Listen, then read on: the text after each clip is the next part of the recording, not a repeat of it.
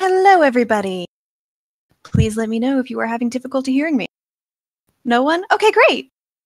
You're welcome.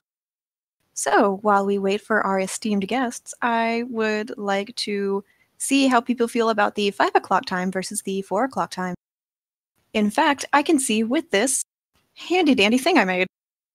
Also, hello everybody, and welcome to the March live event. We're going to get started now. We have a couple of guests today, but they're not available yet, so we're going to go through some of our wonderful planned things, most of which are art-based and or us yelling.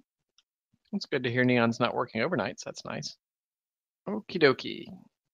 So we're going to start with a little bit of the art share. That's always an easy one to do, and Crystal's got that queued up. She has several cute pieces of art that have been done over the course of, we'll call it a month. Well, Neon, I'm looking at the bright side, that you're not working overnight anymore. First and foremost, I'm sure everyone who hasn't seen it is excited to see the scene of the quarter done by our beautiful and wonderful Nalu. The scene of the quarter that was selected was Silent Night and Friends opening the conservatory. Also, trial spoilers! Very vague trial spoiler there. It is beautiful, and we love it. For anyone who is curious about the previous quarter's scene of the quarter, that is still a work in progress. The artist ran into some real-life issues, but has not forgotten. Since it's an animation, it's just going to take longer, but it'll be so worth it. Next on the art agenda, is so we had on our last live event sorry, someone in chat, the Great Shipping War, and Ansel just hasn't had time to write that one, especially since I wrote the other one. So technically, we fulfilled our obligation of writing a shipping story for Valentine's Day. And just for anyone who hasn't seen it, here was the cover art for it, featuring Pepper Ridge and his wife, his beautiful wife, Sunbeam. I forgot her name for a second there. I wanted to call her Sunridge. Show the one for the one that I'll probably never get done, but still. Oh yes, let me find that. Give me just 1 second. Stall them. We had a massage today. It was really relaxing. I enjoyed it. It's been a long time since we've had a massage, but we've been exercising a lot and our muscles were sore. Mango had a bad morning. She was just not happy. Now she's sleeping. She's decided that sleep is better than dealing with life. Oh, Mango, that's not a healthy way of dealing with life. Okay, here is the beautiful piece of art that Nalu did for the Painted Wave and Crystal Wishes. I have a rough outline for it. I just haven't had time to write it. Ta-da! So perhaps someday. It's beautiful. What else do we have art-wise? I have a little reference sheet that was it was just supposed to be a sketch, but it turned into a reference sheet, which was very nice of Lariska, the artist, for Gabby Globetrotter, a pony that I made because I wanted a pony to look like a scarlet macaw, and has sort of become her own silly little entity. There is a story associated with her that I would like either Ansel, I, or both of us to write someday, but for now she's just Gabby. She is my macaw pony.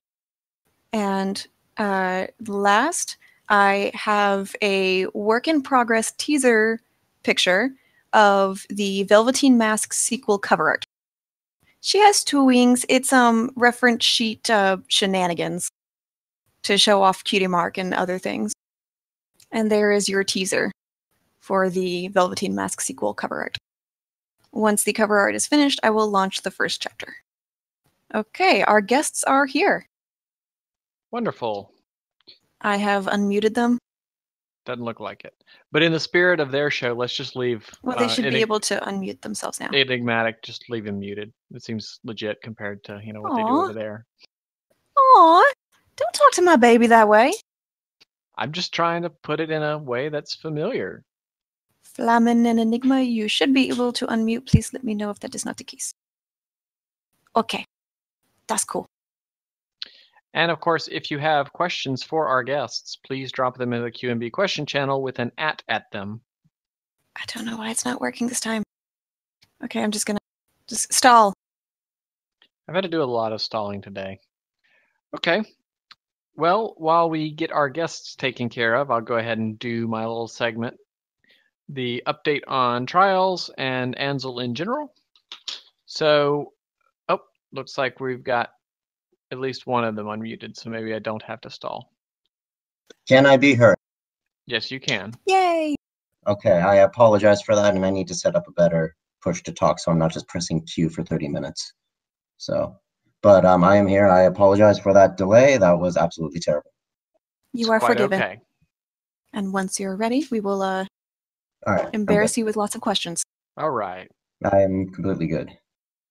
All right. Well, everyone, if you are not familiar with them, these are our wonderful friends that we met through the Good HIE podcast shenanigans. We have Flammenwerfer. Hello, hello. And my baby enigmatic otaku. Apparently can't talk. That's okay. He's cute nonetheless. I ship it. While he figures that out, Flammen, tell yourself about us. Tell about us yourself. I don't know how to English. All right, let's try this again. So, Goddamn, why don't you what? introduce yourself and tell us a little bit about what you've done and who you Okay, are? I got it. That's what I meant to say. Hi, baby. Hi, Daddy. I see that Mommy here is mean because I heard what she said. Ansel, you're Mommy. I know, sweetheart. I just wanted you to feel like you were at home. You jackass. Oh. By all means, Fleming, please ignore these shenanigans and please answer the questions that we asked. No worries. I just wanted to make sure Enigma over here got his proper introduction. But no, I am Flammenwerfer, as my name says. I write on fiction and do other random things in real life.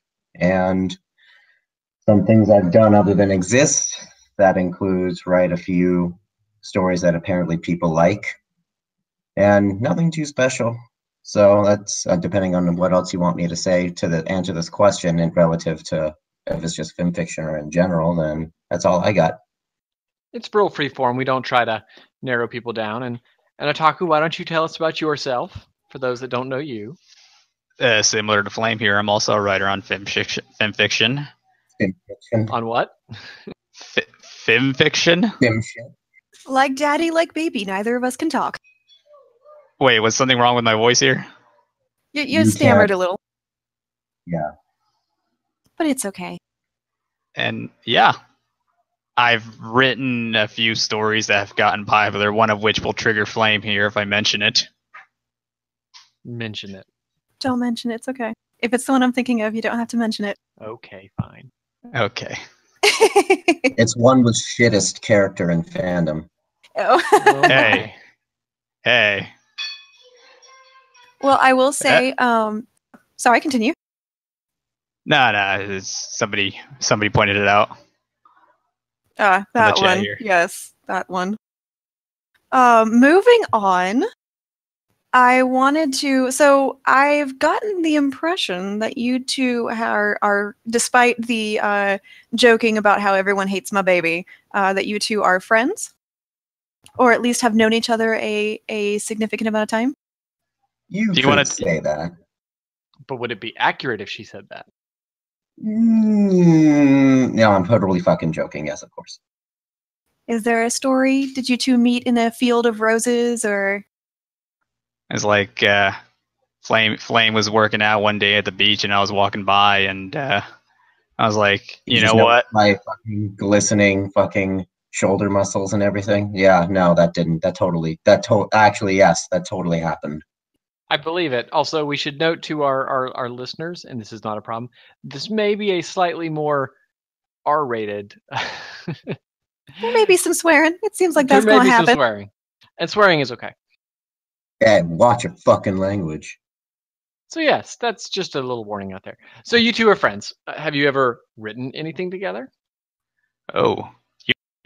You want to take this, Flame, or should I? We've attempted in the past, and we've failed because of either life reasons or we lost motivation for it, but we have some things in the queue that we've that ideas we've thrown together, and we probably have like 2,000 words of one thing that just never went anywhere after like a year.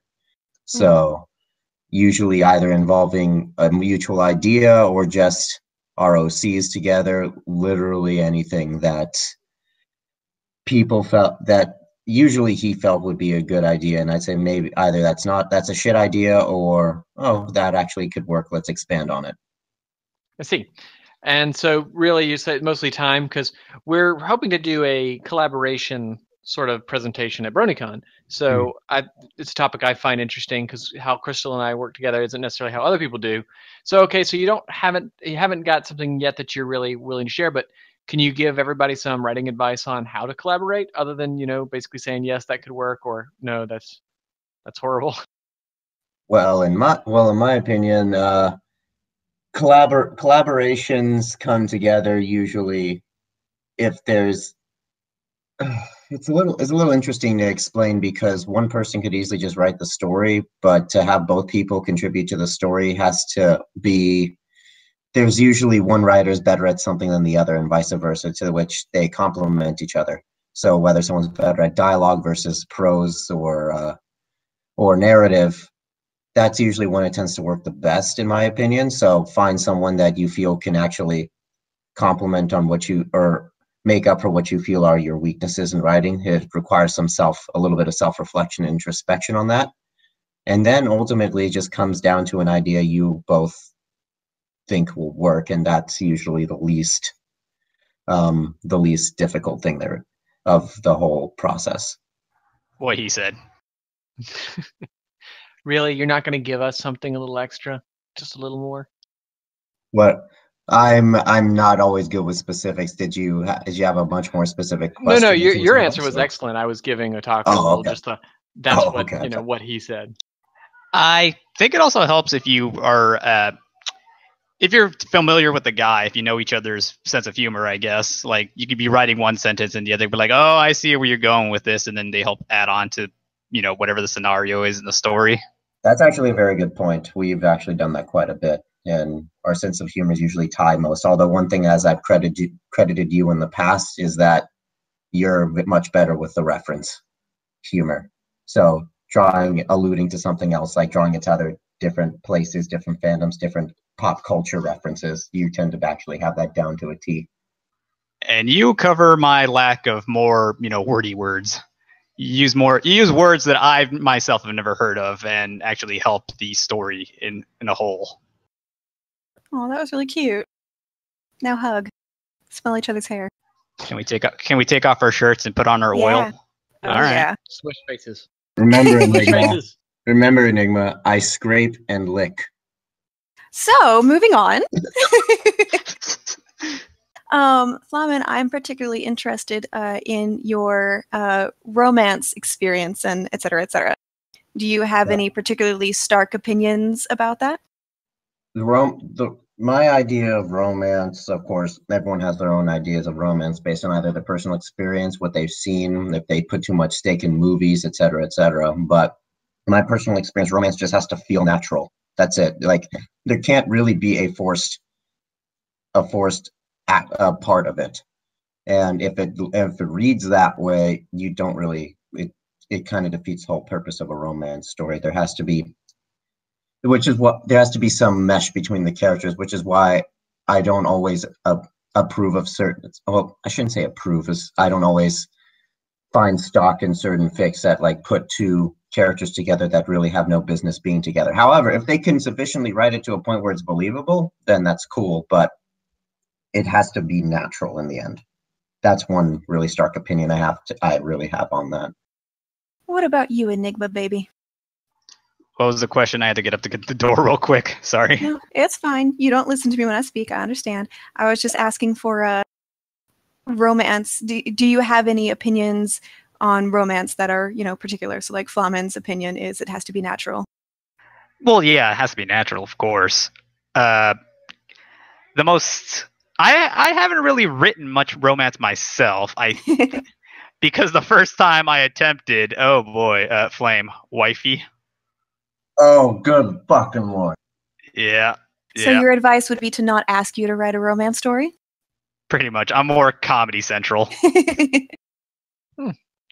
Yes.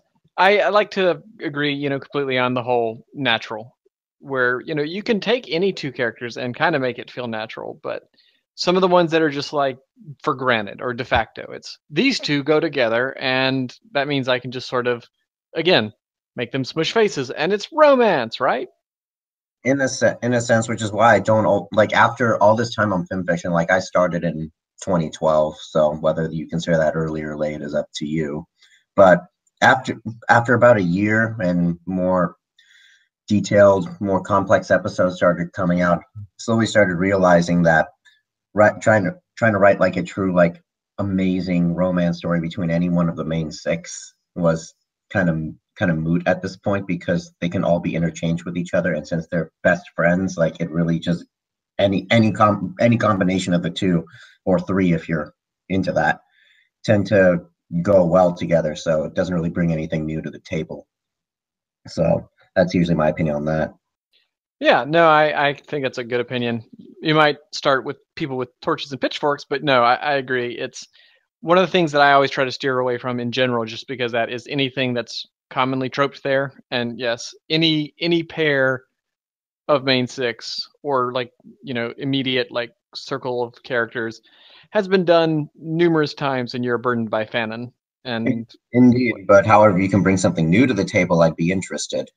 Furthermore, I'd just be more interested in the fact it's like, oh, here's a romance between Bonbon and fucking Octavia. Huh, okay. You have my attention. But wait, ahead. does Vinyl and Lyra know that their significant others are cheating on them? I'm pretty sure. I am most certain that is not canon. They live together, but I'm pretty sure that they're not. But no, Flame, if they live together, then they obviously love each other. We live together, Flame. Are you saying you don't love me? Yes. Uh-oh. Well, this took a turn. Yes, this did take a turn. Enigma, I will throw you out the window. Do you two really live together? No, we don't. No. Oh, that makes it sadder. And Okay. no, God, and no, you don't ship it. You do not ship it. So what would be your advice for starting a romance story and avoiding kind of like common tropes? So if I wanted to start writing romance, which I don't, but it's a very big important topic to Crystal, give us some advice that we can kind of go with to get started without falling into some of the common traps. Find something unique that brings the two together. If you also, if reading, just going into a story, you read the story description, you read the romance tag, there's going to be romance in it. You can't really surprise people with that, right? So, but don't allude to when it's going to happen. Don't allude to what it's going to be that brings them together. You can be very vague about that, but once you eventually get to the point where a chemistry starts forming between them, what the reader should feel is that, oh wow, these guys actually go together. How did I not notice this? Or maybe you saw it coming and you just didn't know when it was going to happen or what was going to be that catalyst. Have something unique, or at least naturally unique, be the start of the actual romance. Unless you're starting off the story that, oh, Pinky and Lyra are dating, in which case that's kind of takes a little bit of the fun out of it, but okay. And if you're going with OCs and you want these characters to be together, if you want the reader to be interested, don't name them Peanut Butter and Jelly. Darn it. I have like 8,000 words into that already. I mean, come on. Next, you're going to tell me I can't, have them be crackers and cheese. You do have a little more leeway with OCs, though. If it's not an established character in the fandom, people don't really have preconceived notions or preconceptions of what their personalities should be or what they should be like. So you have a little more leeway, especially if people like the OC or become interested in it if it's not an established OC, etc. Any advice on how to get people to like an OC, or just in general? Because don't make them a red and black alicorn. Oh, but we like red and black alicorns. Flame, Shadowblade. He's the best red and black alicorn. What? He's the best. He's the fucking best OC. I was going to say, dive boarding. What is it? Is it dive boarding? Jumping? Jump boarding? I don't know. Diving off that, whatever. Flamen, you have an OC that a lot of people that know you seem to recognize. Do you? Why do you think she is recognizable? She swears and she drinks. So that's the key. Like, she has a deep lore to her, which is it's a relationship with an OC or what's supposed to be a good one. Whether people hold that opinion or not of mine is subject to debate. But it's almost like starting an actual relationship with someone. You hook them in and then you have to keep them. So how do I hook them in? Okay, she's good looking. She swears like an entire army, and she can probably drink twice her weight in bourbon. So, okay, that's pretty cool. That leaves her entertaining.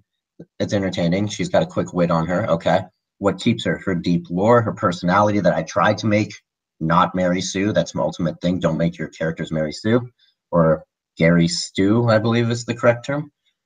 It's Gary Stu. Okay, Yep, that's correct. Okay, so hook them in and keep them. Keep them you keep them by not making them flat, plainer characters. How you go about that, however, is your own style. I think that's good. I guess one other thing you could do is if you're doing a story revolving around, I don't know, one of the main canon characters and you want an OC to be interesting, don't have that OC be like this, like the main canon character's best friend who we never see off screen. Like have them appear or something and interest the reader in some way, but don't over saturate them, I guess is what I'm saying. So they shouldn't immediately be Twilight Sparkle's super secret best friend back from before she came to Ponyville and she was actually hiding in the bottom of the balloon? I think you described Moondancer in a little bit right there. Well, that's actually a good point. But see, that was done by the show, so that makes it legit.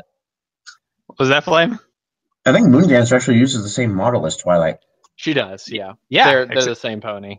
It's Twilight plus, eyebrows, so... Yeah, what is the deal with all of a sudden, like, ponies having eyebrows? I think it's that ponies, like, religiously shave their eyebrows.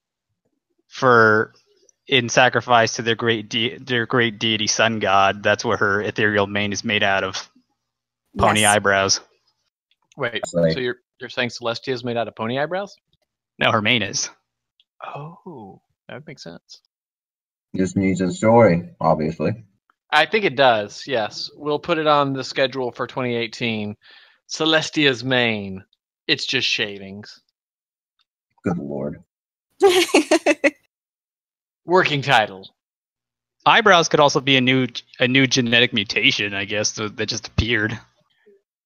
It is a little weird for that. I don't know. Anyway, that's neither here nor there. How about some Q&A from people that are listening and or people that aren't listening but just randomly ask questions? Does that sound good to y'all? I'm completely down with that. Always. Sure. Yeah. All right, let's take a look here. All right, so unfortunately for y'all, or fortunately, depending on how you want to do, Milk got in and started asking some questions early on. Oh, boy. Hey, Enigma. It could be Vylon. No, for all we know, it is Vylon. I miss Vylon. Yeah, no fucking kidding, right? Okay, so let's see here. We'll go around and we'll hit y'all's questions first so that we can, do that, and then we'll kind of come back through here. So, Enigma, sorry. Yes. We home slice bros, friends, and potatoes. When you gonna write something new for me to send a pizza? Oh, okay. So a little explanation here is that Milk and I have a little arrangement. Whenever I get a story featured and it reaches a certain amount of likes, he will send me a pizza as a Pavlovian kind of thing. Seems legit. So, but when is it going to be? When is he going to send a pizza? Well, I am working on that triggering Story of Flame sequel, so guaranteed. Isn't that right, Flame? Eat shit. Seems legit. You two are so cute. Flame, scale of 1 to 10, can you count to potato? Indeed. I can even count to radish. Now, see, I love radishes, and I would be very interested in hearing a count to radish at some point, but maybe not right now. All right, fairly easy softball here. Gentlemen, what's your favorite ice cream? Go ahead, Enigma. I'm waiting for you to answer. Okay, fine. Jesus Christ. All No, right. you. No, you. No, you hang up first. Fucking hang up, Enigma. Piece of shit. Okay. Aw. Favorite ice cream. Favorite ice cream's standard chocolate, but you just fucking drench that shit in rainbow sprinkles, and I'll be happy camper. The kind with Oreo bits in it, I guess. Ooh, cookies and cream. Yeah. I see. And Enigma, I can already tell where these questions are coming from now. Can you please get a cup and yell into it? Okay, hold on. Have you ever met Harley the cockatoo? Oh God. I think While he's doing that, Flame, what are your opinion of round cages? Round cages are obviously inferior to square cages, so I don't know where Milk's coming up with this. So square cages are much more organized. They can be put in different places, and yeah, houses are usually squarish and rectangular. Why can't cages be? God damn it, Milk! Why do you do this to me? Why do you do this to me? I found a cup. All right. Well, if you would like to scream into the cup, please, or yell. Okay. Do you want me to yell anything specific? Harley just sort of goes ah into the cup. Oh God, that. I'll try my best, Wilhelm. Okay. A for effort. Very good yelling, not so great Wilhelming, but we appreciate it. All right, Flame. Where do you find inspiration for portraying relationship growth in such intricate ways as those presented in your tales?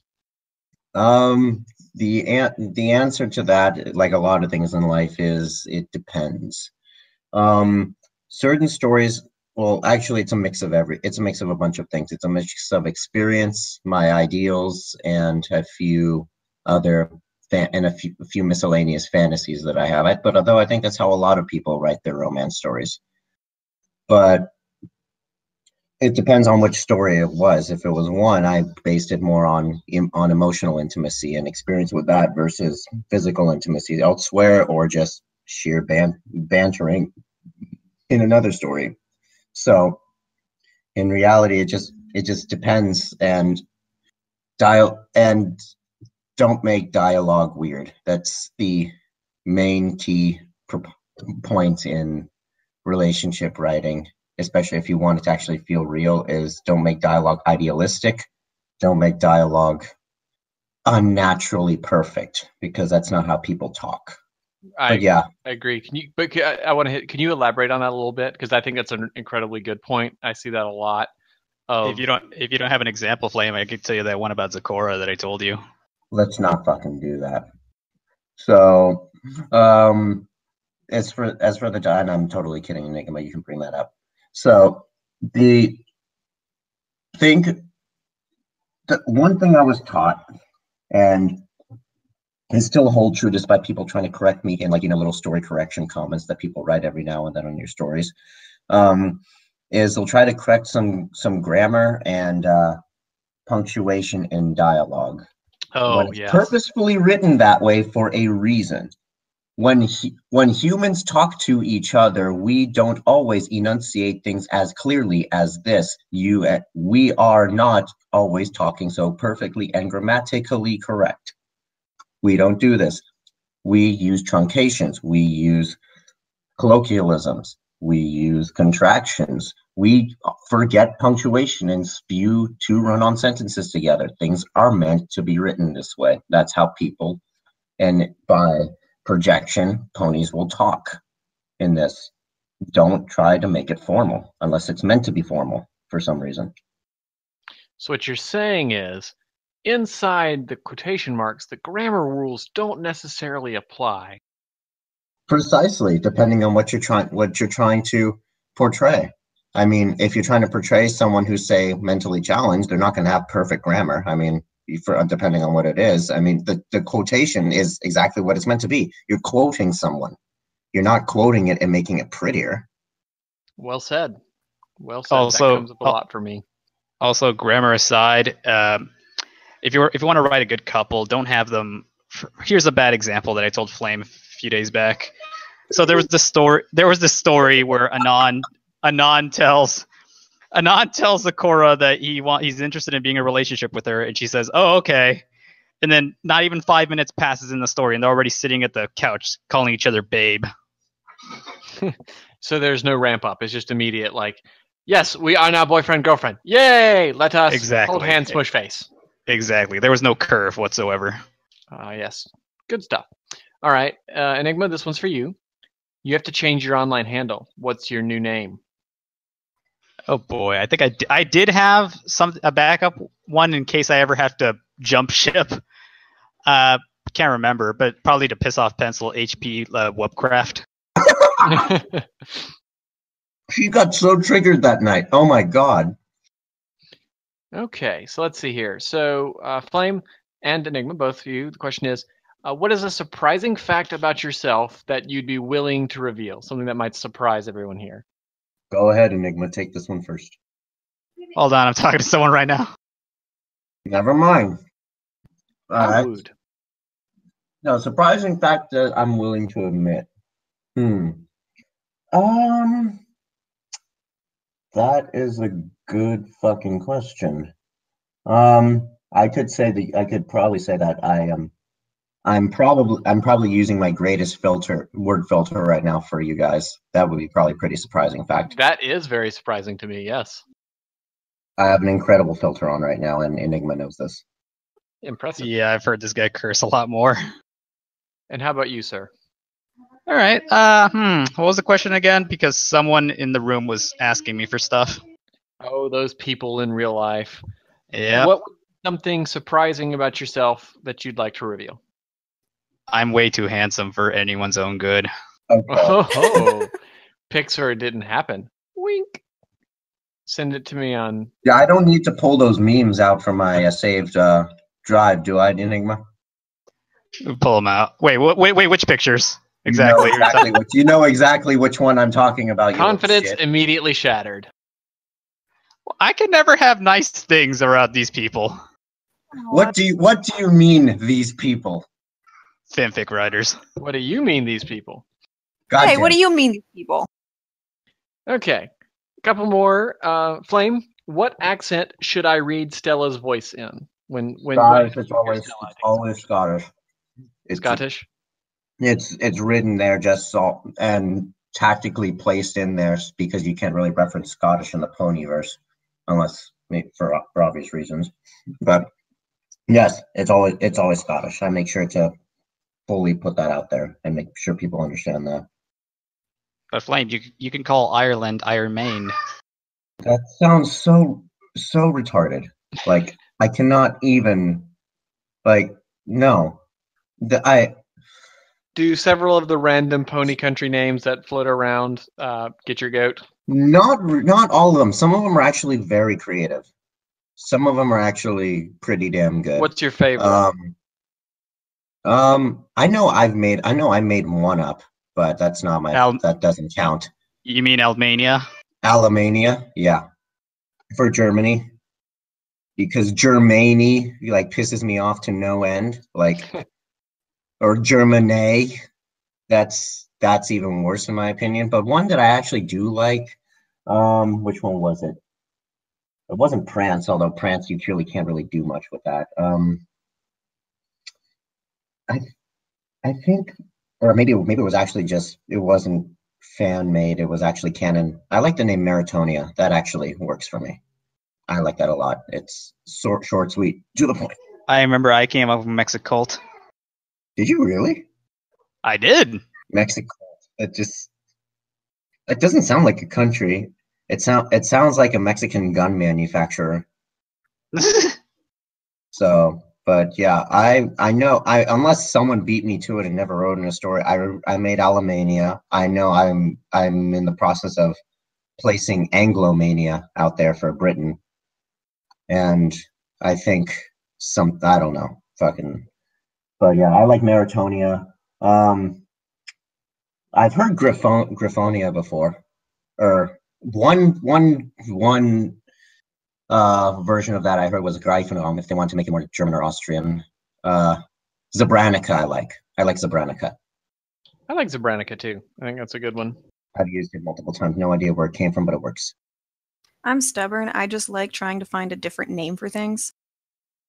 Hey, Like- there's no shame in variety. Yeah, I just like, how can I not be like everyone else? Exactly my point.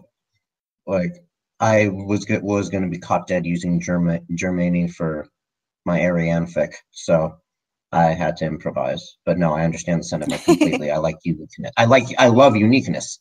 It helps your story stand out and doesn't make you. It makes you seem maybe just a tad more competent in other people's eyes. Because like, oh hey, this guy's creative. Like, oh, I like that. Okay. So you like special snowflakes? I am a special snowflake. I think it's good to not always just go with the prevailing tide, as long as you're just not trying to do it just for the sake of that, right? Precisely. Because that's our thing. Like we, in our setting, we do stuff different than what I like to call burdened by fanon. You could pretty much always assume that if it's burdened by fanon, I'm going to do something different just because, I don't want to do it. My big thing, kind of one of the things is like, I'm tired of changelings. And I'm tired of changeling hives and every different version of changeling hives. And I'm not saying they're not good and they're not interesting. I'm tired of it. It's the same thing. Like I don't want to see another zombie show in real life, right? I'm done. Right. There's only so many zombies to the point now where they're like, well, these are rage zombies and they run fast and they're not undead. I'm like, then they're not zombies anymore. Exactly. So then, what's your solution to the changeling hive? I can't say yet. Yeah, unfortunately, we haven't released it. Yeah, I can't. Okay. Sorry, I hate doing that. That's a crap answer, but no, we haven't got to that. So we have you created like a country name then or something like that, or no, it's they're actually not a separate country. It's just how changelings came into being and what they're up to is quite different than anything we've so seen. it's an origin story kind of. It is, yes. It's how did changelings come to be, and then other than that, there's nothing really additional about them than what we knew prior to the crazy rainbowing in the most recent season. Just assume that is not canon for us right now. Where suddenly every changeling's like, I've decided I'm going to be happy, and that's fine. There's nothing wrong with that. It's just we weren't planning around that at all. Yeah, now we all look like Gundam wings and shit. Like, who knew that being happy was merely a choice? Yes, this whole thing that sustains me, I have to steal it. But if it's just given, then miraculously I'm better. Yay. Except for our queen, who is currently at large. Gotcha. Yeah, so that's an interesting sort of like, hopefully one day we get there, but yeah, random thoughts. So that's kind of what we were kind of getting at, is the going against the grain just for the sake of it versus, trying to be a little bit more clever. Or not more clever, but just different. All right, how about a few more? So if anyone else has any other questions for Flame or Enigma, please dump them in the channel. We've got some for Crystal and I, and we might just kick those over to everybody as we kind of go through them. Indeed, we welcome all the questions. Well, I can't speak for Enigma because he has nothing to answer for. Hey, I have those crimes to answer for. Oh wait. Good job, Enigma. God damn it. Now I'm a fucking accomplice. I hate you. Guess what you're an accessory to? You're a fabulous accessory. Oh, that was Am I a smooth. fashion accessory? Let him have it. Let him have it. So, Ansel, what sort of challenges did you face getting your fic in print form? Oh, well, that's a fair question. Not a lot, truthfully. With the way the modern internets and the world works, is if you do a little research, you can get there pretty easily. Now, granted, I had the advantages of having this be, our first hardcover for this was the fourth time I've been through a print process. So I had a couple of published books a ways back. Anyway, so long story short, the biggest challenge initially is getting that interest and working with everybody up front so you kind of have an idea of how many to order, because in this kind of project you don't want an inventory, right? Because you can't just go selling an inventory, because again, anyone can do as they please, but we include copyrighted characters that do not belong to us. So from our perspective and a legal perspective and a protection of ourselves perspective, we are in no way trying to quote unquote sell these books. They are a for-cost fan-made product. And I know other books have done differently, but that's their choice, their risk, not ours. So I'd say the biggest challenge up front is making sure everybody is on board and moving in the same direction, and then documenting that. Yes, we've gotten better. PayPal invoices are the way to go. We've gotten better at hiding our crimes. Yes. If you're gonna do it right. No witnesses. Not even the children will be spared. All right, so this one's gonna be a fun one. And of course, Flame and Enigma, I don't know how much of Crystal's story you've read, but there's an OC in it named Midnight Poem. Midnight Poem was set up to be an example of... Here, I'll get it. Just ask me the question. Okay, and fine. I won't ruin it. I'll explain. Fine. Considering the recent information, can we hope to learn what exactly happened to Midnight Poem and whether Crystal wishes we'll learn about that fact? Could she? Okay, so story time, y'all. Midnight Poem. Sorry, I gotta stop you right there. That's what the annoying YouTubers do when like a minor thing happens and they blow it out of proportion. What? You want to fight about it? Yeah, come over here. Let's do it. I will come over there. I'm gonna throw some at you. Okay. That didn't work. She just threw an empty cupcake box at me. Yeah? Despair at the fact that I ate all the cupcake and didn't share any. Okay, so story time. Midnight Poem was introduced as a character. Welcome back, Enigmatic. Okay.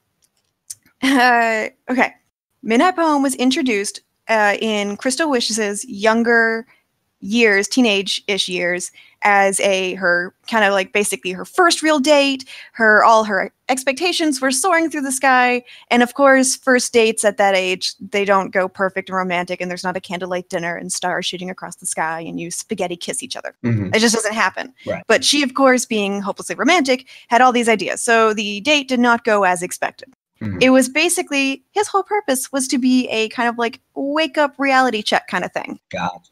They turned out to be better friends than romantic partners. So I kind of ended his subplot by he got a girlfriend and he was happy and she, knew kind of how to restrain herself a little better. Well, then I got ceaseless questions of what happened to Midnight Poem. Is he going to come back? Are we going to learn more about Midnight Poem? They were such a cute couple together. We should have more Midnight Poem. So I broke him and his girlfriend up out of spite. Well, now the question has continued to have been, well, now what happened to Midnight Poem? He broke up. That means she's single. So what happened to Midnight Poem? Last we heard in the story, he broke up with his girlfriend because he wanted to go across Equestria to find inspiration, to see all that Equestria had to see because he's a poet, obviously by his name, and to be inspired. Well, during the war, the awful, awful war, he died. Not in service to the war. He fell off a mountain. Yes, on a vision quest, he literally just tumbled off a mountain. So there you go. That's to everyone who had to bother me about Midnight Poem. He is dead and fell off a mountain. Now, whether or not Crystal Wishes will find this out, I don't know. But there you go. How poetic. Oh. Indeed. Jesus, but yes, Daddy, I thought you were innocent. But then they'll be like, well, what happened as he was tumbling down? Did he have any inner recollections? Did he proclaim his love for Crystal? Well, and then you'll say, no, his light flashes went by for his eyes, and all he saw was him eating dinner one night alone. He'll be like, fuck, I'm awesome. So yes, this was definitely canon. And two, the last thing that went through his mind was a stalagmite. Oh, that's terrible. What's the rating of the story again? Well, that happened off screen, so the rating's fine. Find out next time on Dragon Ball Z. So yes, that is Midnight Poem, because that'll teach y'all to not bother me about things. If there's a character that's no longer present, there's a reason. They're not important anymore, kind of thing. Exactly. Don't bother about Oh, you like this character and you keep bothering me? I'm going to kill them off screen then. Yeah, yeah, exactly. Like, you like this character? Well, here's a death. Fuck you. I'm a spiteful person. So let's do this next one in kind of a reverse. So this was, we asked to Flame and Enigma. So Crystal and Ansel, What's the most surprising fact about yourself you're willing to reveal? Instead of answering ourselves, you answer for me and I'll answer for you. Oh gosh. Okay, a surprising Ansel fact. No, that wouldn't be surprising. Y'all would not be surprised by that. I was gonna say he talks to his hand, but like What? Does he hang up Ansel? first on the phone? Ansel, can a handy come to the phone? No. Okay. Does he like? It talks back. Does he write red rum on the fucking wall sometime? No, it's like I can't do Handy's voice, but like his hand is named Handy, and Handy talks a lot, and yeah, and we talk to Handy. I would do it right if you would get on the phone. Handy, get off the phone. He's a hand puppet. It's kind of like a hand puppet without the puppet. It's just our dumb couple thing. So no one be surprised that we do dumb couple things. Okay, surprising It could be so much worse, so that's okay. That's perfectly fine. That's perfectly acceptable. So yeah, that's our dumb couple thing. Okay, but actually surprising fact, because I think these people aren't really, yeah, that is not surprising at all. Not surprising, no. Okay, yeah, the people have spoken. Would anyone be surprised if I said that he can do lots of pull-ups? Like that he's a fit guy? Oh, apparently that's not surprising either. If I showed you a picture of him and then said he was 35, would you be surprised? Would he look like a Sith in that picture? No, I look young. I'm frequently mistaken. Okay, for someone okay, I'll get a picture. There we go. I so identify with that same sentiment, and so I look like I'm 16. I'm 23. So when you yourself told me that you look like a buff Pikachu. That's just the bit. There we go. All right, I like that. He's 30. He was what, 30, 35 in this picture? No, in that picture I was 31. Okay. You kind of look like Spencer from the Creatures a little bit. Is that good or bad? Their YouTube group, YouTubers. Oh. Good, I guess. If you just had like highlights, I guess. Honestly, you look like a 31-year-old. I'd say. Good. I think maybe it's because of the facial hair. It looks good on you. So yes. He just shaved his goatee recently, and I couldn't stop laughing. It's true. I understand, Hansel. I'm so with you on this. Like, facial hair, taking off my facial hair like takes like 10 years off my life. It's uncanny. I got carded at a movie theater 3 times in one night. Oh my goodness. One buying the ticket, one where they ripped the stub, and since it was a new movie, so security was making sure no little shits were sneaking in, they saw me amongst my group of friends and said, "Yo, bro, let me see your ID." And I'm the oldest one of my friends. 3 times. My goodness. Yo, show me the ID of that Pikachu. Just shut up. But yeah, I don't give people a chance to card me anymore. I just have it out and it's like, I know it's going to happen. Here you go. Yeah, it makes sense. So what's my surprising fact? Let's see here.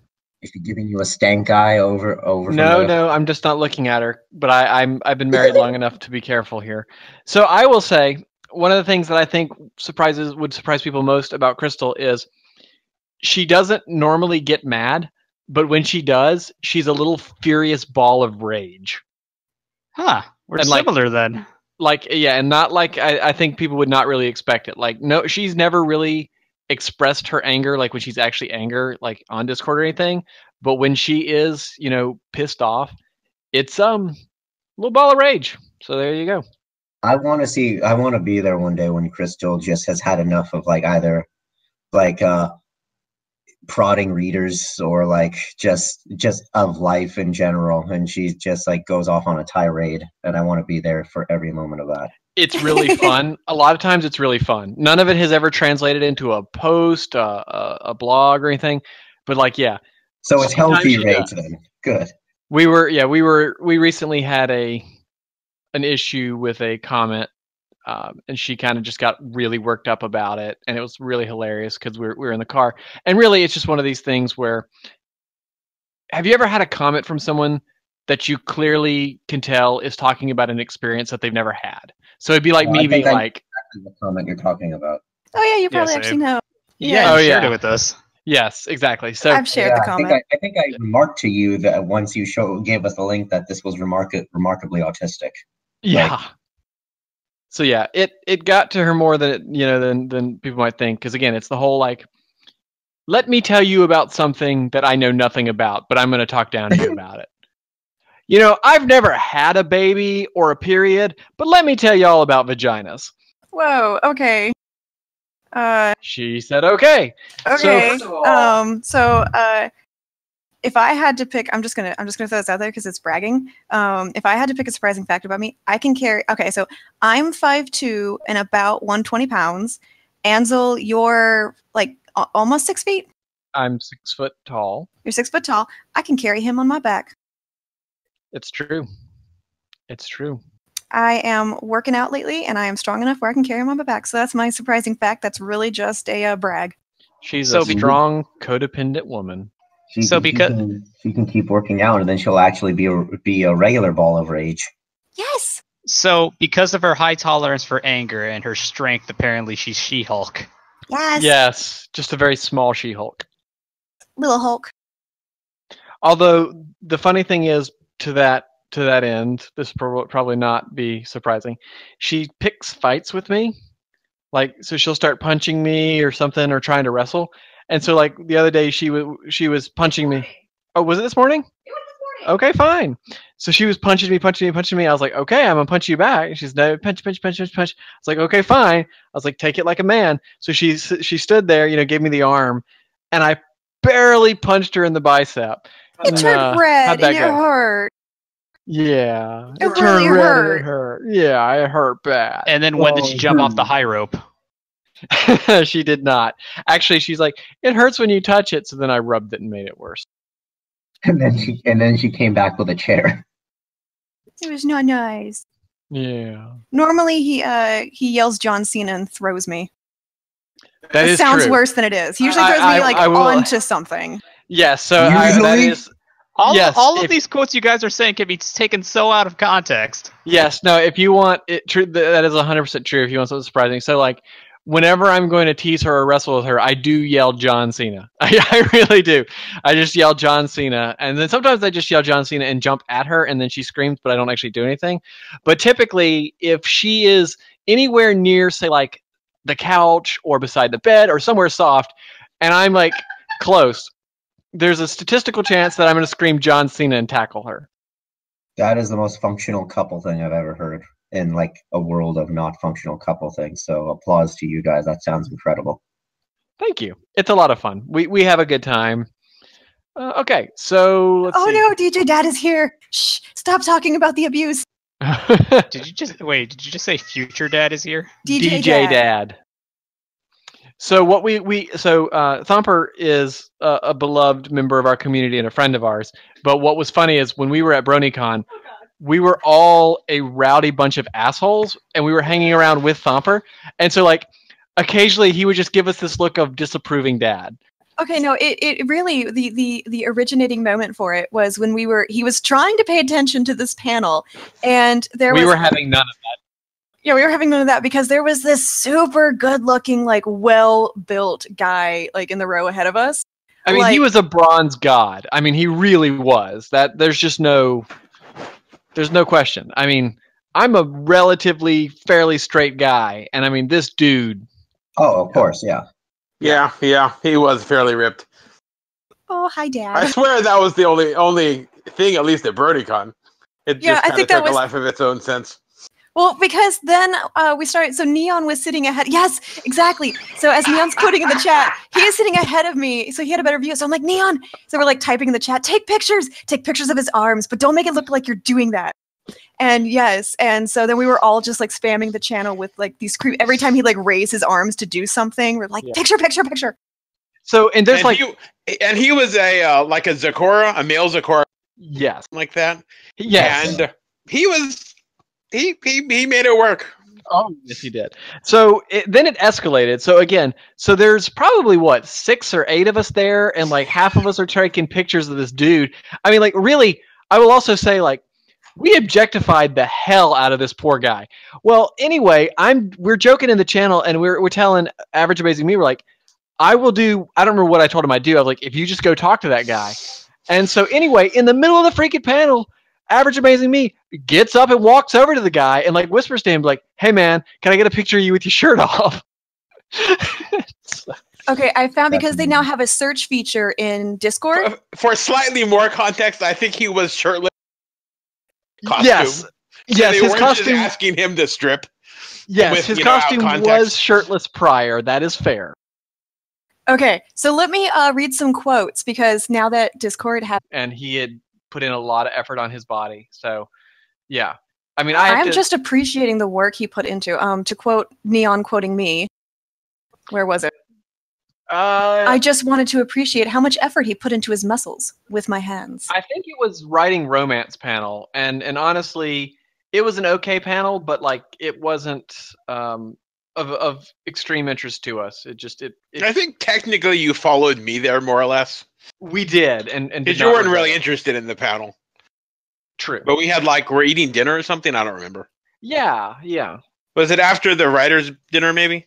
I think it might have been. Yeah. So is bulk biceps your favorite character? No, that's too far. That's too far. It's too much. Yeah, she likes definition. So you don't have to be huge, but you just have to have a really good definition. So that's what That's what I always work on. Well, you know what? I'm HD, so. Are you HD IMAX? Of course. Perfect. 4K. No, you're not. You're 720p. No. Well, it's better than 380. This is true. Or 480 technically. Or it should be 360. 360. I don't know these things. I'm a software programmer, not a video programmer. Anyway, pretending to have some semblance of order here, because Dad is watching. Ansel, you mentioned previously that you are seeing a therapist. May I ask what you are seeing them for? Yes, fair question. Ansel suffers from extreme anxiety. A couple of different ones, particularly some. It's not actually. It's a sub form of agoraphobia, but it's got another name, and I don't remember what it is off the top of my hand because I don't really worry about those kind of distinctions. But suffice to say, unmedicated and without stress reduction, I am a shriveled mess that can barely function in life. But that kicked off when I was in my 20s, so about 15 years ago, and I see a therapist quarterly. I don't have to see him too often, but I have to take medicine every day. Otherwise, I don't function very well. And I'm really bad at functioning when I'm sick. So I did not get anything done that week I was sick because it really messes with my anxiety. I found the pictures of a sexy man. Oh wow, look at that. Yeah, that is definitely definition. It looked like he was just a huge dude first. Yeah, our stalker picture did him justice. Yeah, no, it looks like he definitely didn't skip arm day, that's for sure. He is arm day. Yeah, pretty much. I hope his legs weren't like fucking twigs or something. No, he was well defined. He has worked on everything. He was well rounded. Do you want me to ask the spoiler question? Okay, hang on. Major spoiler question coming in real quick. If you're not caught up to date on Trials, if you just want to tune out, let me give the spoiler warning. Are you tired, Dad? Maybe. Okay, that's the spoiler warning. If you want to tune out for the next just few seconds, Crystal will ask, I will answer, then we'll let you back in. Okay, are you ready? Ready. Ansel, when did you get the idea to kill Silent the way you did? Fair enough. A long time ago, actually. So one of the things that I'm very happy with is after I finished Memoirs, again, when I started Memoirs, I had no intention of really knowing the whole plot and plan. I don't pretend like that. I'm not George Lucas and whatnot. So anyway, when I started Secrets, I had a very long plan. And so that was, I knew he would die probably right when I started Secrets, because all of Secrets had a goal, and then working up towards Trials was part of it. Now, the problem is I was having trouble executing Secrets at the time, but no, I knew he would go that way or similar way very early. So from a very, very, very long time. Okay. Okay, so I got a question for Crystal. Crystal, let's see here. What gave you the idea to have Crystal help reform Golden, and how did you expect readers to react to it? He was not able to make it today, but there is pretty much one person responsible for pretty much everything that happens to Golden. And that would be the person whose name I'm going to mispronounce, Shatsa. Shadsha. He is in love with Golden, and he just took to her really, really differently than I expected anyone to. And I was kind of like, you know what? That would be interesting to try and find a way to reform her without changing her core personality. And I think I've done an okay job of that. She is reformed, but still the same pony personality that she is.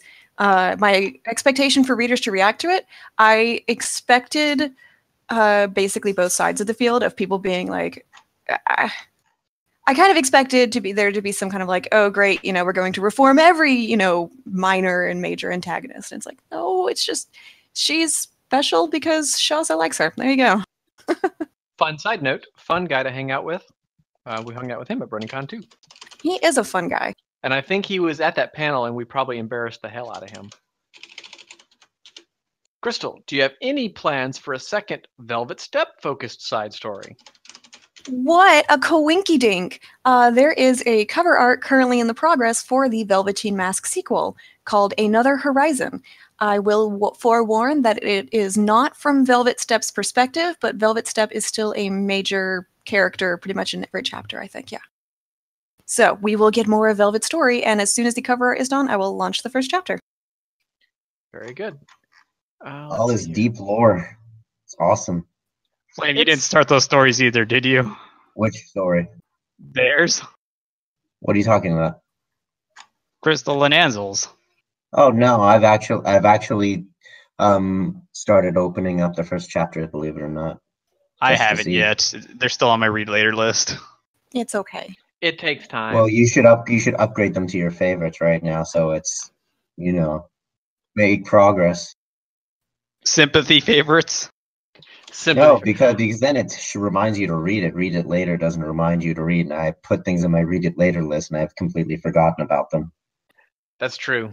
Because I think favorites updates when you update, but read it later is just sort of like, yeah, it'll be there. Favorites is just like, oh yeah, if there's an update, there's this number here, and it's just like, get this number that's other than 0 out of my face. I'm the same way. I'm neurotic about that. It drives me nuts if it's not 0. Exactly. Let's see here. All right. My current unread count is 1563 because I let it get worse ever since. Well, mine is 943. Well, it looks like you better start fucking reading. Both of you. Together. Sit down right now. In front of a fire. You got to sit down laying on your front on the bed in front of a fireplace and kicking your legs in the air and humming while you read. Yes. That's the exact imagery I was going for, except for you forgot one thing. Uh-oh, what's that? You need at least knee-high socks, preferably something cute. Striped. Something white and striped. So you want me to bring these over to your house, Flame? No, I actually don't. Could you please? No. GoPro? I'm his ride to BabsCon, so if he does any such thing. Remember, fucking pineapples. Oh, well, dude, when I meet your folks, I can say, hey, so you're Flame's folks, huh? He's a raging homo in bed. Oh, I'm sorry. No, raging homo is a class in the game called BED. The acronym stands for Battle, Endure, Defend. Hey, the pineapple count just got 10 more. Freaking pineapples. Oh, yeah, if you guys want to trigger Enigma, just go ahead and post pictures of pineapples on his profile. No. Did they hurt you? No, but you got to. If you can find a picture of a woman sensually eating a pineapple, you should post that too. He absolutely loves it. Gets off to that shit. I feel they don't belong on pizza. No, they definitely do not belong on pizza. Hey, Crystal found a picture of you, a GIF of you. Actually, I think the second GIF is more accurate. Jesus.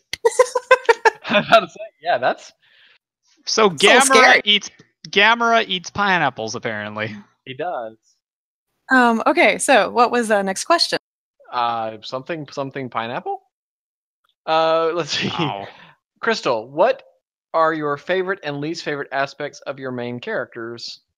It's meaning, what is your least favorite and favorite aspects of Crystal, and then what is my favorite and least favorite aspect of Silent? You read a question mostly. Okay. English hard.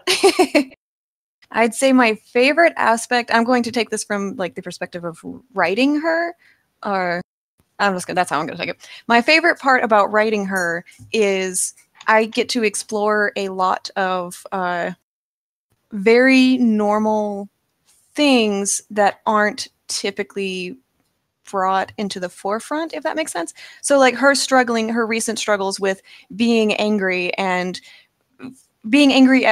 ponies who don't really deserve her anger, but not really knowing what to do with that anger. Like that's something that I think a lot of us have struggled with at least one point in our lives, but it's not something that really comes up a lot in stories. And just those kind of everyday emotional things, I really like writing that with her because she has a really interesting environment around her to be able to interact with those. So she's got the friends that she can rely on, but she'll try to, do it herself, et cetera, et cetera. So she's a really good vehicle for very normal emotional conflicts. My least favorite aspect of her, that I sometimes I get the regret that I made her a writer because it just gives the impression that it's a self-insert, which in some regards I guess it is just by definition, but it also isn't because she and I are very different. So sometimes I don't enjoy that because I'll get comments of just like, wow, is this your personal story of writing and everything? No, I wish, like, oh my gosh, I wish I was not famous, because she's not famous, but I wish I was a published author in the sense that, a company came and was just like, we like your stuff, we're going to publish it. I was so sure you're going to say, I wish I was a pony. I also wish I was a pony. Who doesn't? Mango doesn't. She just looked up when we said that. I don't know why she did, but so for Silent Night, I'd say my favorite part is I like a bit of his naivety, and that's fun because again, it's the parts of life that he just never paid attention to that he's still struggling to get better at. I like that it doesn't happen as much as it used to because again, he's becoming a fully functional adult. But I do enjoy that. I'd say the least favorite part I would enjoy is sometimes it fatigues me knowing when I have to write something more realistic for his reaction to how things happened.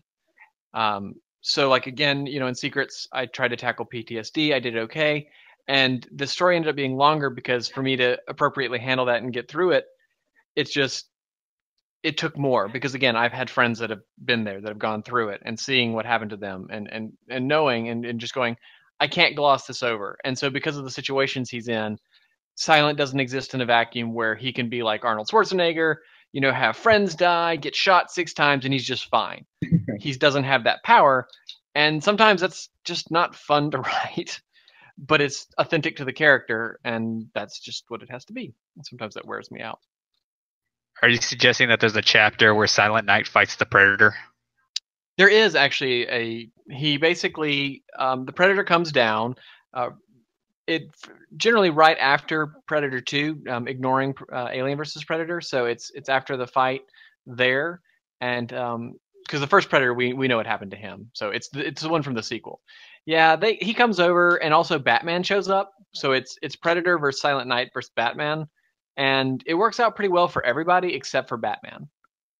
His parents die again. Jesus.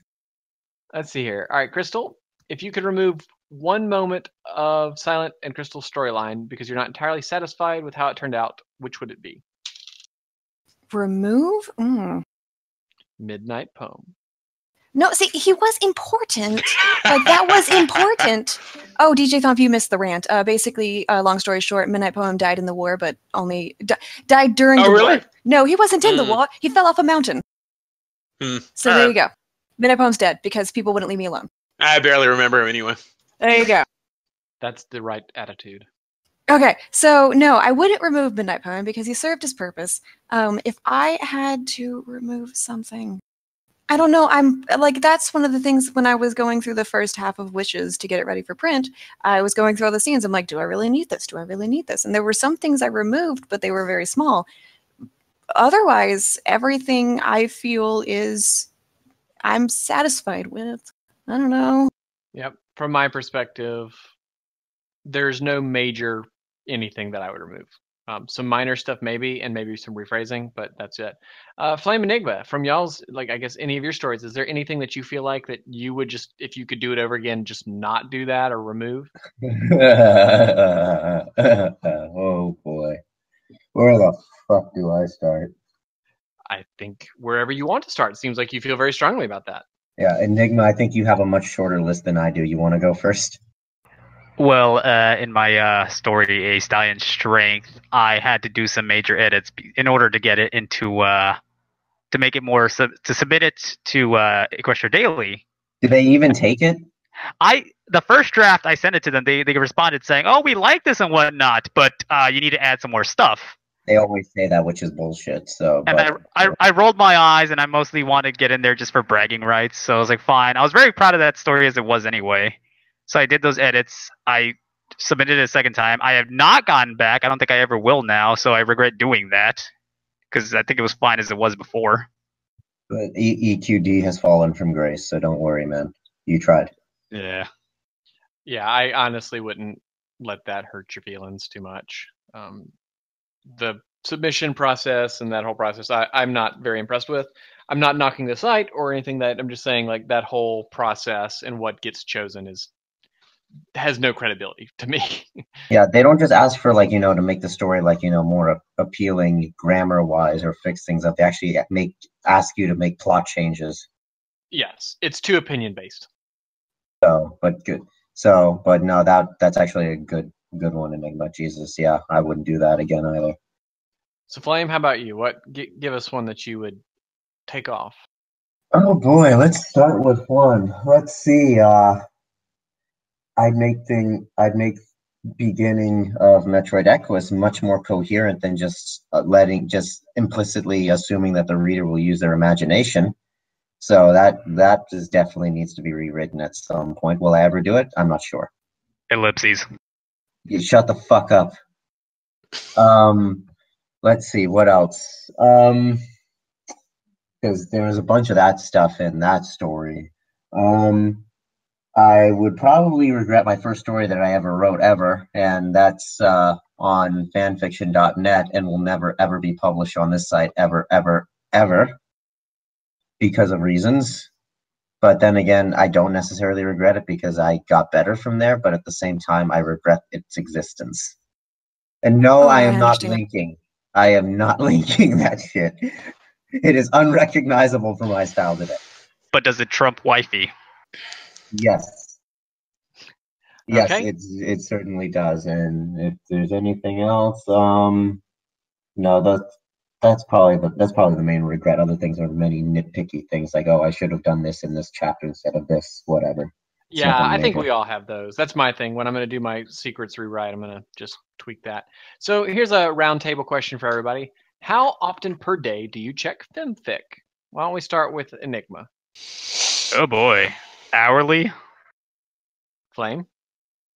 Probably every half hour. Crystal? When aren't I on FemFiction?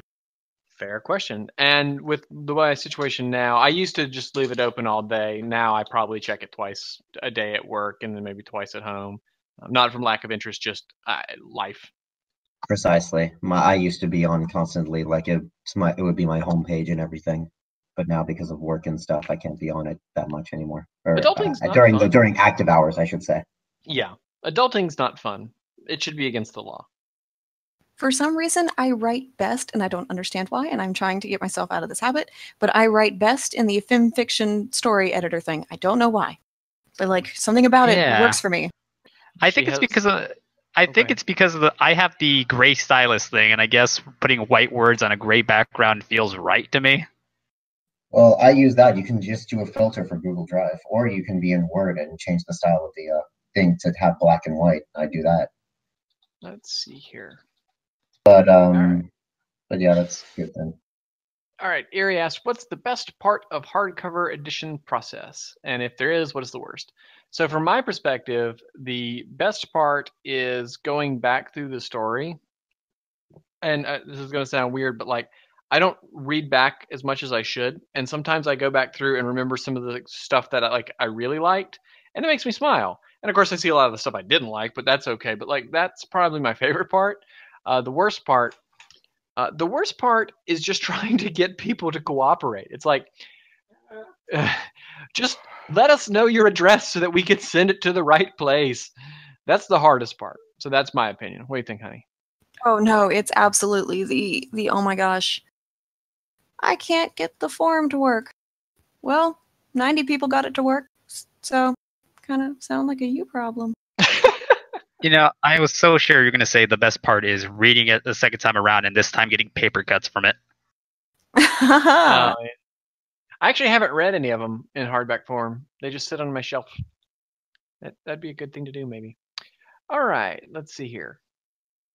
Enzel, how do you deal with readers creating issues or drama with other readers? Oh, that's interesting. So typically, I try to stay out of it for the most part, but if it gets a little out of hand, I'll try to comment and subtly. So like the easiest way I do it, if it's kind of not getting super out of hand, is let's say you have reader A that thinks one thing and reader B that thinks another thing, and it's not a big spoiler. I'll more sort of like indicate that whichever reader is correct. So that just sort of ends it. So it's ones like, I had one recently where somebody had a pretty different view than what I was trying to convey about the place where Silent was recently. Sorry. And that's fine. And then it makes me wonder, I'm like, okay, did I misconvey? Which, that happens. That does happen. So reader A had a vastly different view, and 2 or 3 other readers had a more view closer to what I did. And I just kind of stepped in and I said, I think you have a different view of this than I did. Here's what I was kind of going for. I'm sorry if you didn't get that. No big deal. When they get really crazy, you just got to step in and say, hey, guys, take it to PMs, and if you want to fight there, fight there. All right. Flame, Enigma, any advice on that one? On drama in your comments? I don't really have advice. I'd say just, let it die naturally. Have you had drama in your comments, Enigma? Dude, remember that one? Remember that incident with the swashbuckle? Oh, oh God, that was great. You want to explain for what happened there? So in one of his co-op fics, he had Princess Luna refer to Spike as Rule 63 Twilight's pet, and some guy got so triggered over that. Really? And yes, to the point where he started downvoting every comment, and he went back and didn't he go back to all your stories, Enigma, and downvote each one too? No. What he did was he downvoted each and every comment on that story. It amazes me. Yeah, we had for a while someone that got so butthurt over something that I did that he would literally went and downvoted every one of my stories and then went and downvoted every one of Crystal's stories, which is completely against the site rules. Admitted doing it, and when I sent it over, I basically said, I don't care if he downvotes me, but get the downvotes off Crystal's story. And nothing happened. That pissed me off a little bit. Right. What were you saying? I'm sorry? I was just saying, that drives me nuts when other people get punished for something I do. Certainly. No, that's completely wrong. That is awesome, though. When you piss somebody off so bad, they have to go downvote everything. Let's see. Flame, I might be misremembering here, but wasn't there a scenario where someone told you that's not how Nazis work or something? In which story? You'll have to refresh my memory. Ariane, I think. No one actually. That is literally that's the story. Parallels was a story that I expected the most drama on for obvious reasons, and it actually had an almost universal acceptance rate in the comments. Some guy just had questions and kind of had preconceived notions, which I just had to correct. But no, there was no drama there.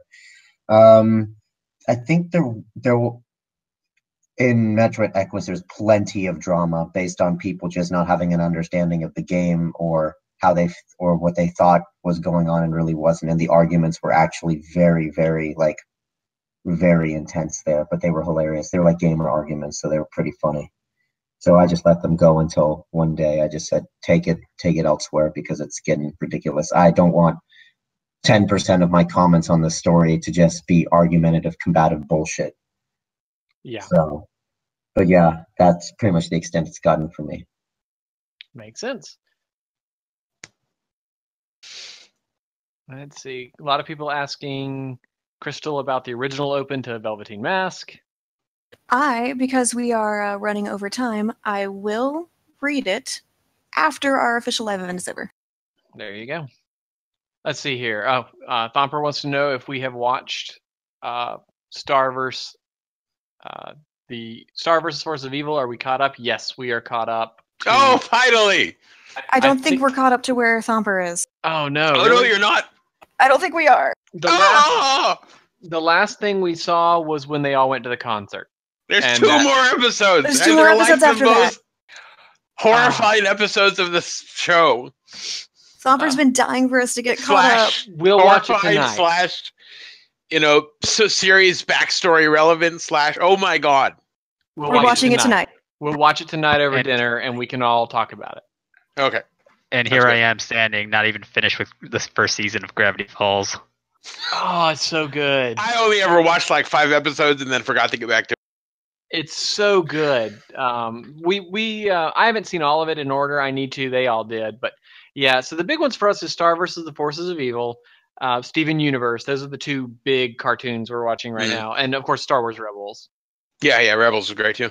Yes, I love Rebels. Let's see here. And I watch all 3 of those, in fact, but you know that. What's that one now? I watch all 3 of those, but you know that. Of course.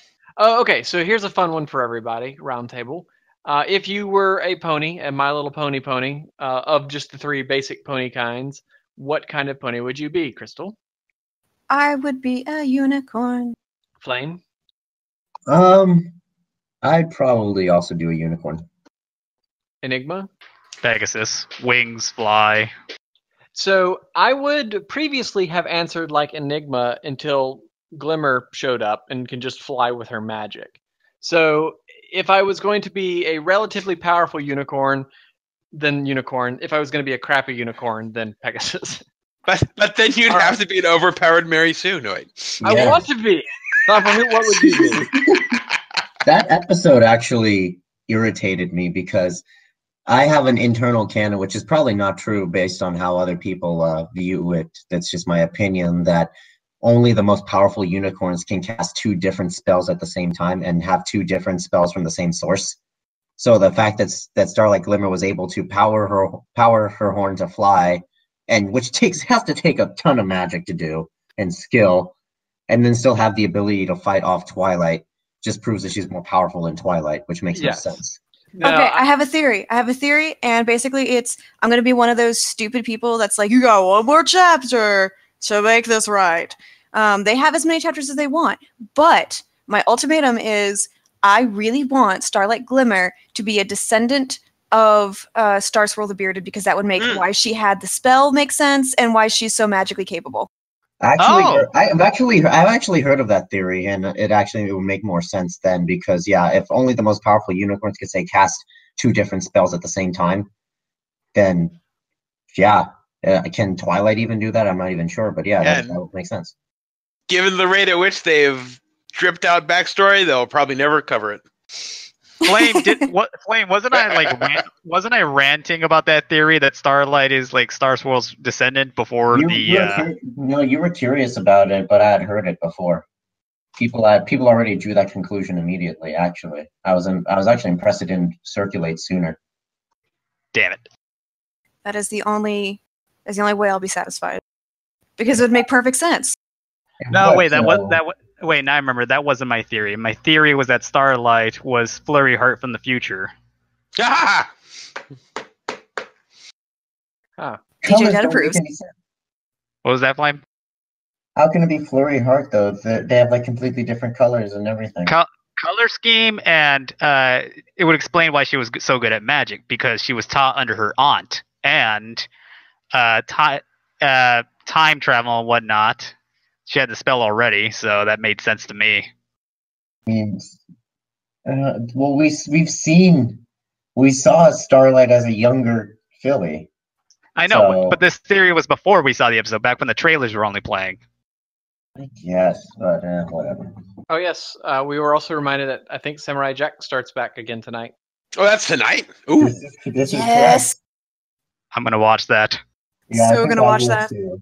I'm curious how they're gonna make Aku after everything. I'm very most curious about him because he was like probably like as important as Jack in my opinion. It will be interesting to say the least. Yeah, I gotta get back up on that. Really, there were only 3 recurring characters: Jack, Aku, and the Scotsman.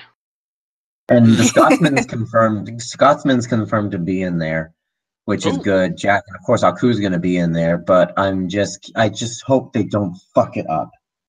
Well, yeah, because the original Aku voice actor, of course, passed on. Yes, but apparently he had like an apprentice or something that he had trained beforehand. I forget. And that's who's doing it now. So apparently they're supposed to be pretty good. So that was the Uncle Iroh guy, right? Yeah, it was him. Yeah. Yeah. Soldier Boy, everyone cry. I'm interested to see if after 50 years and whatnot, if Jack has any disciples. Like, has he taught the way of the samurai to other people? Interesting. Well, okay. Well, that covers most of our questions. We had one more that what do you do if the comments escalate? Never underestimate the power of a ban. That's what I'll say. A lot of people are like feel really bad about blocking because I think they're worried that they're just going to get a downvote. I have no problem with it. Like if you come at other people being like rude and disrespectful, I'll say something once. If you do it again, then I just block you. I don't care if you downvote my stories. It really doesn't hurt my feelings at all because downvotes are meaningless. If you are like super rude to me in like a ridiculous way, or like Crystal said, one of those, you have 1 chapter to fix, then you're just gone because I do not give a shit about you. I wouldn't, like really, I have 1 chapter to completely go off the rails of all my plans because of one little commenter that's meaningless. Yeah, bye-bye. So yeah, never underestimate the power of just banning someone from your comments because sometimes people just don't need to be in your story and interacting with your community. And that's the big thing with your comments. And when you look at a story, any story with an active comment section is kind of a little community. And there really is. And as the author, I feel obligated to protect mine. And so, sometimes trolls are going to troll and you just got to show them the door, take the downvote, laugh because it doesn't matter. My favorite is when they add me to derogatory favorite lists. That's my favorite. Passive-aggressive bookshelves are my favorite, honestly. I know. Aren't they amazing? So entertaining. But I've some of the best ones like, could have been good, disappointment, this guy is a total cockbag. Like, what's the point of making that? Like, just above tolerable. Yes. I like that one. Yeah. My favorite was good but not great. Yes, I'm on good but not great. I like good but not great. There was one that was like, oh my god, this guy had like this whole long like tier, and so it's like it wasn't passive aggressive. It's literally like he's just a very disciplined, orderly person for his own headspace. So it's like he has like a perfect, almost perfect, but with minor flaws, really good with minor flaws. Average. It's like, so he's got like 8 freaking bookshelves, and so they sound condescending, but if you go click it, it's actually just for a good organization and actually maybe true.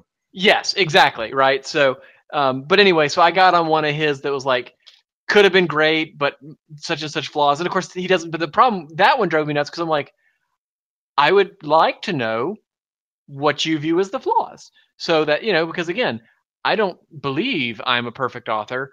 And I will certainly listen. And, I've been accused of not, but I'm like, usually the people I don't listen to are the ones that are just yelling with spittle coming out of their mouth about random crap that doesn't make sense. Or just unreasonable with what they feel is a flaw. Yes. That's my favorite, actually. Oh, it's like, they should have been together here. They should have gotten together after he picked your fucking flower and he ran his hoof through his hair here. Exactly. Although our favorite is Crystal and I both got this one. I got a downvote for something Luna did that made perfect sense, was totally in character. It was like, downvote for this. And then in Crystal's, literally one character who's silly bounced a ball off Crystal Wishes' face, making a point. And the person downvoted the story for that. And it's like, good. You definitely need to stop reading this story. And probably all stories, because if that's what it takes to suddenly change your opinion of a story, one character bouncing a ball off another character's face, I think you need to go. I'll say, Jesus. I also like in Ansel's stories, there is the Unicorn Temple, and someone went into a tirade about how it was shoving religion down the throat. Oh, yeah, that was a big one. Oh, here's a good question from Beart, and this one we can kind of round table. So, do bad stories exist? If so, what is a bad story? So, the answer is I'll take it first, and then I'd love to get everybody's opinions because I don't think everybody's going to agree with me. Juvenile courts. Okay, I said it first. Okay, so the truth of the matter is there is no universal standard for good and bad, as much as people want to believe that. And what people often mistake is, I don't like X as X is bad. Now, there are grammatically poor stories. There are poorly written stories. There are poorly contrived plots. There are poor characters. And if you have enough of these flaws, they create a poor story. But a poor story doesn't mean it can't be enjoyed by somebody, and it doesn't mean it can't be fixed. Are there poor stories that are to the point where they're probably not readable by everybody? Yeah, in reality, but they're a stepping stone. So from my perspective, have I ever read a story that I thought was outright bad, period? Yes. And it was literally on Equestria Daily. The grammar was poor, the characterizations were poor, and not like based on an opinion, like, oh, I think Twilight should be this way. Like literally they were just poor. The dialogue was extremely stilted. The plot was inane. There was no aspect of it that I enjoyed in any way and could say, I understand this. So to me, that was a bad story. But people enjoyed it. So what do you all think? Is there such a thing as an actual bad story? Oh yes. There was a story I read recently. I don't want to name names, but yes, please don't. Let's not shame anybody. Like if we can. Basically, I read it, and this person was obviously trying to project and push their own agendas, and I could tell that they didn't have much going for it because they repeated a lot of lines in it just to meet the 1,000 word quota that fanfiction needs. Like, for example, it'd be like, oh, Rarity went to the store because she was hungry. And the next sentence says, she was hungry, so she went to the store and whatnot. Something like that. And then the characters are also out of character. And scenes would jump. Like, oh, Rarity met Twilight. And then they had dinner because they were hungry. And then Rarity looked at Twilight's face and said, oh, I have a crush on you and whatnot. Is like that. That's a bad example of a story, really. Yes. I don't know, a story. You're just telling people news and what maybe happened. It's not a fucking story at all, to be honest. Yeah. So it's technically not really a bad story. It's not a story at all. Yeah. So, yes, I think, Crystal, what do you think? Bad stories? Oh, I'm biased because I'm going to say pretty much everything my younger teenage self is bad, but I still get enjoyment out of them, but it's just so bad it hurts. Yeah. Because, okay, I don't know if Enigma and Flamin are aware, but Rosby, he's currently not on the channel. He's my cousin in real life. We are not kids and cousins, okay? They are. I want to emphasize that. So he and I have been friends since I was a baby. So like entirely my whole life. My whole life. She's done. Good Lord. That's it. Wow. And it comes out just like that. Yes, it does. My whole life. Ansel, don't get mad at me, but I suspect Crystal might be a whore. Well, you know, she has been bringing home a lot more money lately, so I guess. Are they in $1 bills? No, she gets at least fivers. At least, damn. So that's a high quality club. I agree. I'm worth it. Okay, no. Has she been showing any OCs that are strippers lately? Not lately. No more than usual. She's losing her shit too, by the way. Okay, what I was trying to say, my whole life, I've known Rosby. So he is a obsessive compulsive chronicler. So he has pretty much all except for the first story that I ever wrote, because I never shared that. But he has all the stories I wrote as a teenager, and I've shared them with everyone to be like, look, you may think I'm a good writer now, but look where I started. Everyone starts terrible. So if you're theoretically terrible now, that doesn't mean you'll be terrible forever. So in my opinion, yes, there can be bad stories, but I don't necessarily think that there are bad writers. You're just growing. If you never intend to grow, then that just makes you a bad person. No. Yeah. No, actually, that's funny. That was the point I was going to make. And actually, yes, that is where you get a bad story. When you get a writer that absolutely will not listen to any criticism whatsoever, then yes, pretty much anything they write's bad. Because if you think you know it all, and more importantly, if you think you know it all and you're on film fiction, you don't, because you're not a published writer, no offense. And even if you are a published writer, if you think you know it all and you have no room to grow, your stories are going to be bad. And like I said, I've seen some, we were talking about one the other night where, again, any criticism was met with, you just don't have the right eyes to look at it. If you're frequently saying that, the answer is actually no, you're a bad writer. You get better, but since you choose not to, you're a bad writer. Precisely. No, it's a very, very, very good and important point. You can't shut yourself off from criticism at all. Yeah. I mean, you don't have to take all criticism because, again, there's bad criticism out there. Oh, yes, there is. But if you are like absolutely going to stand there and say, this story is perfect, then you're a bad writer, because no story is perfect. Never. Does Crystal call a lake now? I do just call a lake a lake. What about eyes? They are eyes. I actually ran into a moment the other day where I had already used eyes in this sentence, and I was like, oh god, I'm gonna have to, I can't use orbs here, because like that was my first thought, like sarcastically, like orbs would be perfect here. Didn't I change it to orbs in the edit? Yes, you changed it to orbs in the edit because you're a jerk. And then she looked into her peepers. Exactly. No, but you can't use peepers because peepers is a character. That's true. Mr. Peepers. I'll just use, if I need a little bit of variety, I'll occasionally use orbs, but depending on the fic I'm writing, that has very, very different connotations, so I won't. But usually I'll do pools of whatever color their eyes are, if it has to be a little more poetic sentence.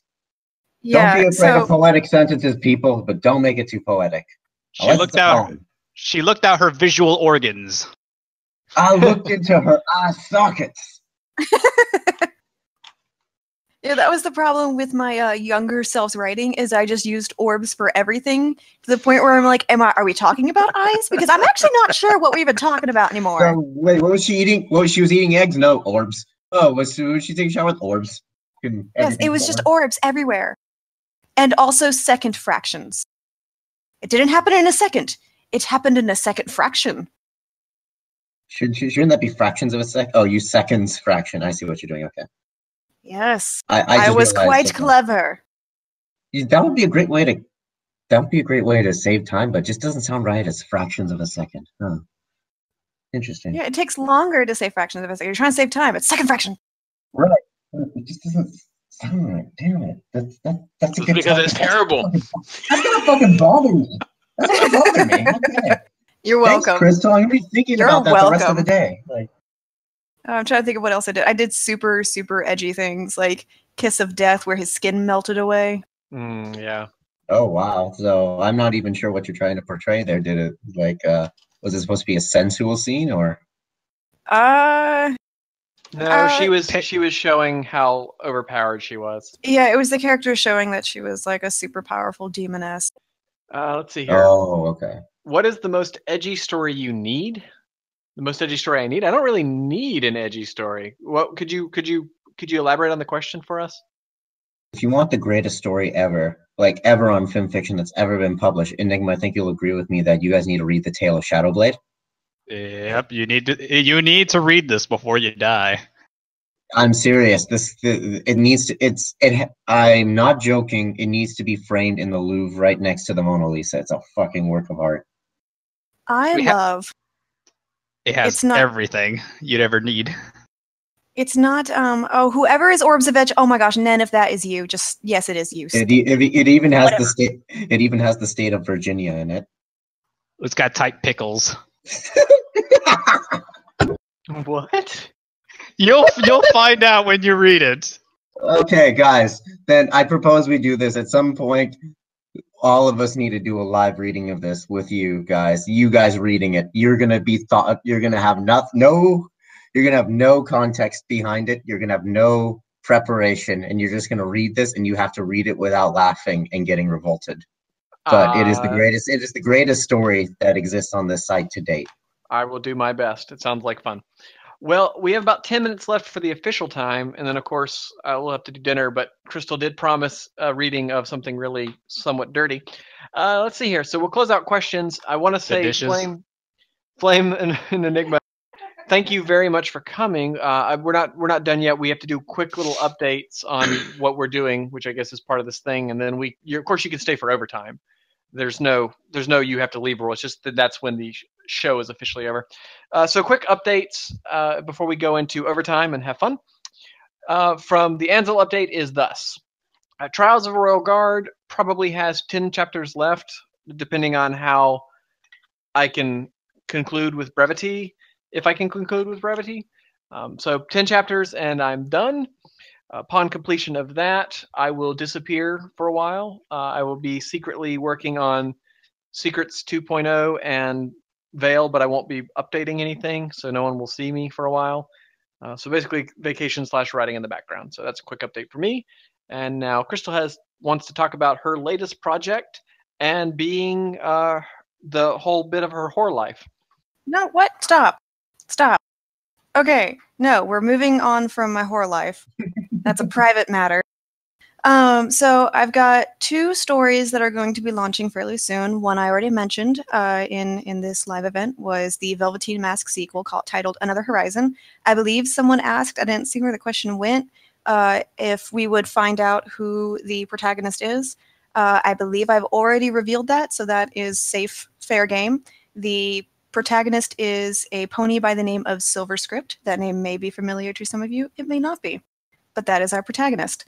The second story that I'll be launching once I get a cover art for it is a second-person fic.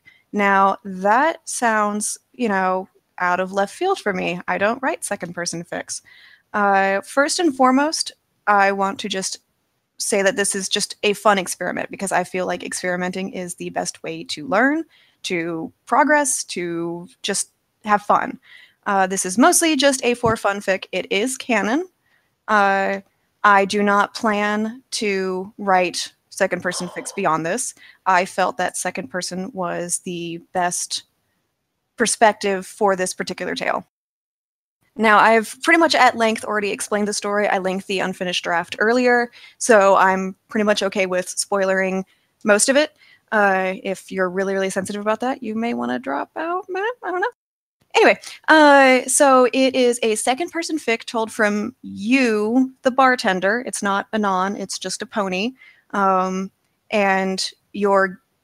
the surprise guest to your bar is Prince Blueblood, which that makes sense if you are a Wishes reader why Prince Blueblood would matter. The reason I wanted to do second person and why I feel that it is the best medium for this with Prince Blueblood as our narrator, as our protagonist, first person and third person, with the way that I write third person generally skewed to the protagonist, would give too much of his inner feelings and thoughts.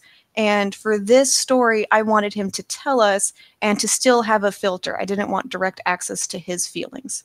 Now, the bartender, first person and third person, both would kind of necessitate, more or less, having a